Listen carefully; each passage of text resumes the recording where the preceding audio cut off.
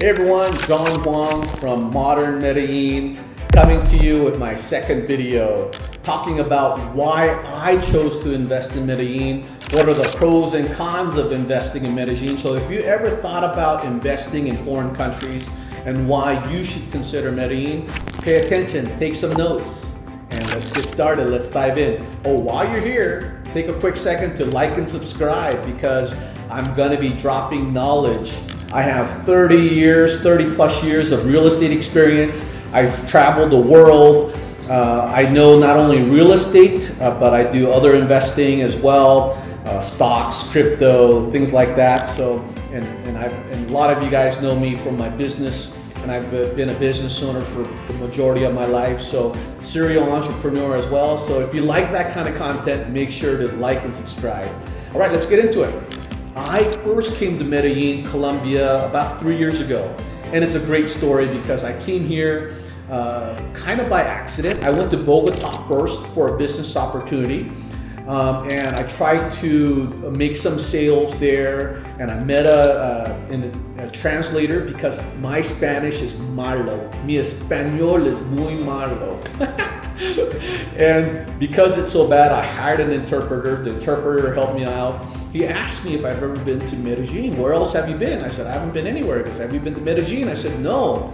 I said, Medellin, isn't that Pablo Escobar? I think 99.9% of Americans, when I ask them about Medellin, they say, oh, isn't that dangerous? Isn't that Pablo Escobar? Isn't that Narcos? We know Colombia, we know Medellin as Narcos, right? From Netflix. That's how 99% of Americans think of Colombia, or the 1% of Americans who are in the age of passport bros, they know of Colombia as passport bros. So regardless, the image of Colombia is very bad, right? And so when I first heard about it, I said, really? I said, what's so great about Medellin? He said, oh, John, it's amazing. I said, you're in the mountains, everything is green, you see birds, you hear birds, you see so many trees, everything is lush. It doesn't rain that much, and it does have some rain seasons, but when it does rain, it'll rain for an hour or two and stop. But every single day of the year is 75 degrees. It's called the land of eternal spring. I said, every day is 75 degrees? I want you guys to Google that, right? Google weather 12 months out of the year, average weather 12 months out of the year, and you'll see that the average temperature is about 70 to about 75 every single month of the year. It's incredible. Right now, December is starting the dry season. It did rain actually yesterday, but it's starting the dry season till about February or March, then it starts raining again, but it's absolutely beautiful here. Okay, so once I came here and I saw how beautiful the weather is every single day, and you're in the mountains, in the middle of the jungle, and no bugs, right? Like, there's way more bugs in Seattle, Washington than there is in Medellin, Colombia. Dead honest truth. No BS. No cap, as my kids would say. The other thing is, like, if you go to Mexico or something, there's so many bugs, right? So many cockroaches, so many nasty bugs, so many, and the heat is deafening or suffocating, right? Like, the heat is unbearable sometimes. And that's kind of my first thought was when I came here, I'm like, oh my God, I could actually work here. I could actually retire here. As you guys know, those of you guys who have ever traveled, it's almost impossible to do business while you're traveling, especially if you're in Asia or in Europe, because the times, it's easier to do business in Europe because the time zone's not as bad, but still it's challenging. But if you're in Asia, forget about it. You can't do any business in Asia because their nights are days and days are nights. Like, I've had meetings at 3 o'clock in the morning, right? And it's horrible. So I would love to retire in Korea someday or Vietnam someday, but that's after I'm done with work in America. While I'm working in America, I'll need to live in the time zone, and that's what's so great about investing or living or retiring in South America or Central America, because we're in the same time zone. Right now, our time zone is East Coast time, same time zone as New York. During the summer, Colombia is the same time zone as Wichita, Kansas, where my primary business is, because of there's no daylight savings time, right? They're not stupid like America and flip back and forth an hour.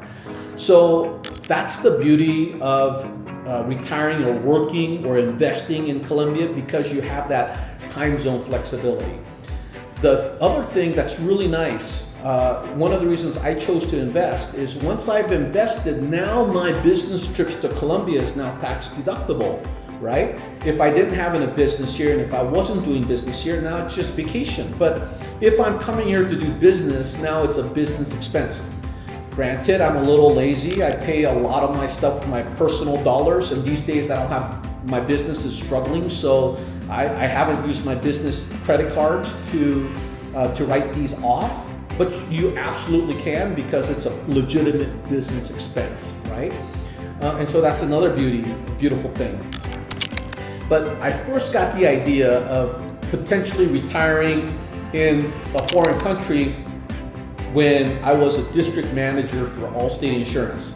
I had many agents at the time. I was a young manager in my early 30s, and the agents were at the time in their mid 50s. The average Allstate agent, I think, is 55, about my age, 57. And so a lot of them were getting close to retirement. A lot of them were starting to retire. And I had 3 agents at that time retiring into Mexico. I said, why are you going to Mexico? He said, John, I'm on the beach. It costs a lot less, food is a lot less. And I started thinking about the possibilities. Could I retire overseas? Obviously, the first question I had is, how's the medical? What if something bad happens? You know, all those things that typical Americans think about. But what you find out is there's great medical in foreign countries, not just in America. In some cases, I think they have better medical in certain areas, right? Like, I would rather trust Korea than America if I needed a medical procedure. I think Korea's medical system is much, much better than America, right? If I wanted to do, for example, cosmetic or dentistry or any of that, I would gladly do it in Medellin, Colombia. It's one of the hot spots for medical tourism because they're so good and it's so affordable, right? So anyway, going back to the story, once I started thinking about could I retire here, I started thinking maybe I could retire in Latin America and I can be in the same time zone. I can enjoy the, work here and enjoy the dollar conversion and feel rich, right? Like when I'm here, people go, why do you like going to Colombia? Because when I'm here, I can spend money and I feel like it was 15 years ago in America when things were still relatively affordable, right? I'll give you one best example. I just got my car washed. I've never seen somebody hand wash. There was like 4 guys washing my car with their hand. It took 20 minutes. They cleaned every crevice. They cleaned all the inside. They cleaned all the outside. And it was 33,000 pesos, about $8, right? So I tipped $2, right? And they think I'm the most generous guy in the world, and I feel like a baller, man. $10 I spent on my car wash, and you just feel great. I don't know. That same car wash in America would cost me $40 to $50, right? No thanks. And so the exchange rate is amazing, so you'll love that. But let's talk about the pros and cons. So when I first came here, I probably bought my house or my apartment within 6 months of first coming to Colombia. I just loved it. And it was one of the best things I did, and I'll talk more about that. Once again, it's the weather is amazing, the dollar conversion is amazing, but the number one reason why I chose to invest here is I believe Colombia is the hidden gem. Let me repeat that. I believe Colombia, Medellin, Colombia, Bogota, Colombia is a hidden gem. Why? Because if you talk to most people, I tell people I go to Colombia, 99% of the people will say, why Colombia? Isn't it dangerous? They think narcos, they think prostitution, they think all of these horrible things. And yes, some of that's there, but the vast majority is a total lie. I mean, it's so safe here. I would feel totally safe. I brought all my family here. I have no problem bringing my in-laws here. I have no problem bringing my grandchildren when I have them here. It's absolutely safe, unless you're doing really stupid things or going to really dangerous places, right? But you could say the same thing for Seattle, right? I wouldn't go to downtown Seattle in the middle of the night. I just wouldn't, you know? And if I do, I'm usually taking care of myself, right? And so it's one of those things that if you're not being stupid and you're not going to dangerous areas, it's extremely safe. The hotels are beautiful, the restaurants are nice, all of that stuff I covered in another video, but it's a hidden gem. And you want to get in, at least for me, I want to get into things before everybody else does, right? It's one of the reasons I got into Bitcoin in 2017. Clearly, I made a lot of mistakes. I sent coins, it's a totally different story. I made a ton of mistakes, but I got in early. So even though I made a ton of mistakes, I probably still have more exposure to Bitcoin than most Americans, which is a great thing. You get in early. And in the same way, I believe Colombia, clearly, if I would have invested 10 years ago, I would be a lot happier when things were half price or a third the price. But investing now, I think, is extremely, extremely early. Like I bought our condo for a little under 400,000 US dollars, right? It was 1.6 billion Canadian pesos. And at the time, the exchange rate was close to 400,000-ish. But the beautiful thing about that is once I, how do I say this? If I were to buy that kind of condo, that kind of class in Seattle or in New York, it would be way over $1 million. I would say 1.1 to 1.5 million dollars. So you're able to buy a piece of property for about half off, more than half off in a lot of cases. And so if you like your dollar to stretch further for you, then you'll like investing here. And I believe it's still early in the sense that Hawaii was affordable 20 years ago, right? 25 years ago. I think Mexico was affordable about 15 years ago. And I think Colombia is affordable now, because even now when you talk about Colombia, everybody has negative connotations. When is it going to be too expensive? It's going to be too expensive when people start thinking Colombia like they think about Mexico. Once they start thinking like Colombia is like Mexico, it's too late. It's going to be way too expensive at that time. So that's the reason why I chose to invest. I think it's a hidden gem. I think we're extremely early. And if once people find out how nice it is here, it's going to go crazy.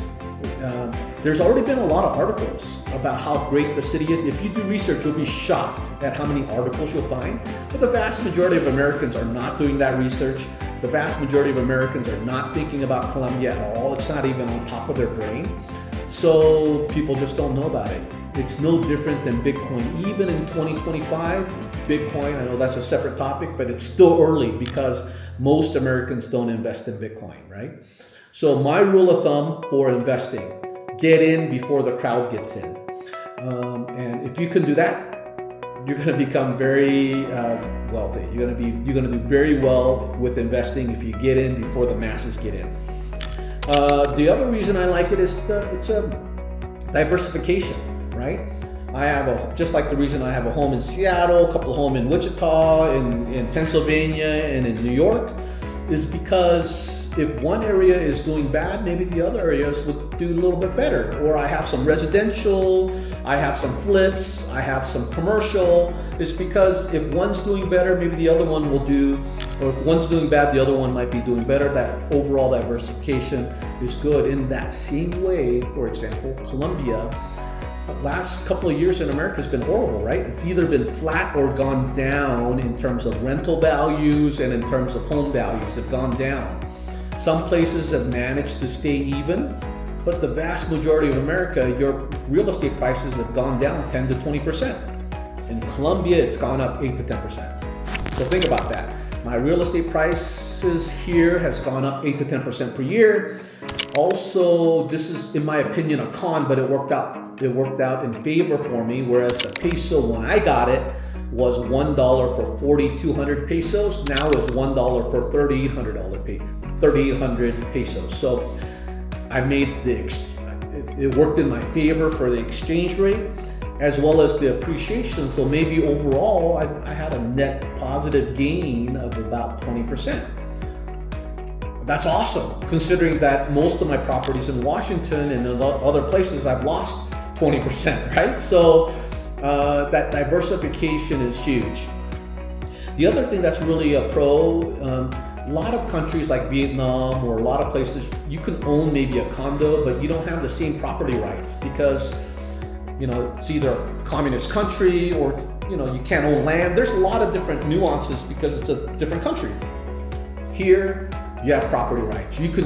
You as a US citizen can buy and own your own land, buy your own properties, buy your own condos, whatever you want, you can buy. You have the same rights as anybody else. So that's fantastic. So let's talk about some of the cons, okay? Some of the cons is the politics. Right now, there's some tension between Colombia and America, between Trump and, you know, Venezuela, between Trump and Colombia. So I can't control that, right? I can't control US politics. I can't control international politics. Things can happen and it can become a negative for investing here in Colombia. The other thing that could be bad is infrastructure. Because it's not a third world country, but it's a second world country. And there's already a ton of traffic. There's a thing called pico placa in Colombia, and it means depending on your license plate number, there's certain days you can't drive. So for me, for my license plate, I can't drive my car on Monday. I can't drive my motorcycle on Tuesday. And everybody's plates are different. And, you know, the rich have kind of figured out if I get two cars with, you know, coordinating license plates, they can drive every day, right? So people still get around that. But at the end of the day, there's a traffic's a concern. So what happens where if people actually find out about Medellin and more people come, I mean, it's happening now, but imagine if people's image becomes positive towards Medellin, a lot more than it is now. It's gonna just blow up, right? And when it blows up, what are they gonna do with traffic? I don't know. Maybe they might institute 3 days a week you can't drive. Who knows? It's already bad. It can certainly get worse, and that's one of the cons for Medellin is the infrastructure is not good. And once again, the exchange rate worked in my favor this time, but then the exchange rate going up and down could also work against you, right? So that's also a con when it comes to investing. Like your investments can go up 8% a year, but if you lost 8% in exchange rate, you went neutral, right? I can't control the exchange rate, so that's also a con in my opinion. But there are many positive reasons. The number one reason being it being a hidden gem. One of the properties I'm investing in right now, I know it's really crazy, is we're renting a long-term rental house in El Poblado, which is the main part of Medellin. And we rented this house for 15 years. We signed a 15-year contract. And we totally gutted this place. We spent $300,000 so far. We're almost finished completion. And now you might be thinking, that's crazy, John. Why would you spend $300,000 on a property that's not yours? I know if you think of it that way, it is absolutely crazy. But if you've ever owned businesses, let's say you bought a restaurant, you don't own the building, you don't necessarily own the land of that strip mall, right? But everything inside you remodel. You spend a lot of money on equipment and all the remodel of the inside of the restaurant because it's a business. You think of that as an investment. As long as you can earn that money back over time and then make profits on top of that, that's why you do it. So obviously it's got to do well, and obviously it's going to take a long time to earn back $300,000 in profit. So I don't know if this was a good move or not. We'll find out. But it was a risk that we took. That's really on the extreme side. But while I was doing all of these projects, I met the best Airbnb guy in the country. I met several top high-end developers who are building hotels within the city. And now we're looking at another investment where it's like a hotel. It's got a rooftop bar, it's got a coffee shop on the bottom, it's got 26 rooms, but you get to own a percentage. So let's say you invest in today's dollars about $54,000, you get 2% of this project. And not only do you get all the upside of the room rentals, you know, let's say it's 70% occupancy rate, you're gonna get at least 1.2 to 1.3 return on your investment per month, which comes out to about 13-14% per year, which is a fantastic deal in terms of income. And then as the property appreciates, you can turn around and sell that investment.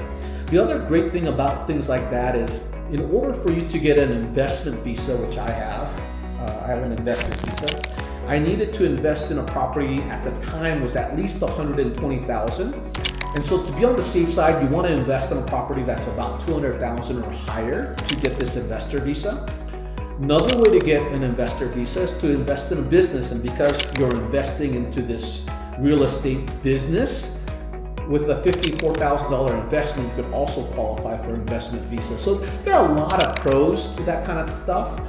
If you're one of those people who want to explore investing in Colombia and you want to find out, is Colombia a great place to live? Is Colombia everything John says it is? Come visit. Come take a look at the properties. I walk the properties. I love it. I'm investing in it. I'm also teaching my family and friends about it. And there's so many amazing opportunities to invest in Medellin. I believe Medellin is the hidden gem. Nobody knows about it yet. And when I say nobody, I mean the city's growing. I mean, if you go to the airport, typical wait time is 2 hours to get through customs. It's a bad thing, but it's a good sign, right? It's a good sign that the area is exploding. But in my opinion, we're only scratching the surface. We're only scratching the surface because nobody, when I say nobody, ask anybody. Ask 10 of your friends, what do you know about Colombia? What do you know about Medellin? And 9 out of 10 people will say negative things about it. It means we're still early. It's no different than when you ask your friends, what do you know about Bitcoin? Oh, I tried that, I've lost a bunch of money.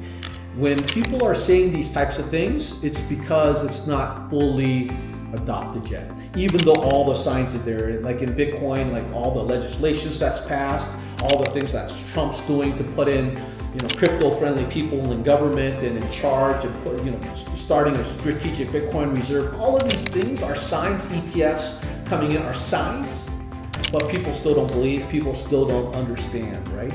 In the same way, I believe that 100% with Medellin is that most people have no idea how nice it is. Every single person who's ever come to visit me in Colombia, they all say, oh my God, John, I was so wrong about this place. This place is amazing. I can't wait to bring my family. Every single person who's come has told me the exact same thing. So if you want to catch that wave early and you have questions, feel free to ping me. Let's set up a call. Right now I'm just starting this channel, so I'm not charging anything for my time. But I just love sharing. So if you want to learn more about it, or if you want to find out more about investment opportunities and things like that, let me know. Take care, and please like and subscribe to Modern Medellin, my second video. Take care, guys.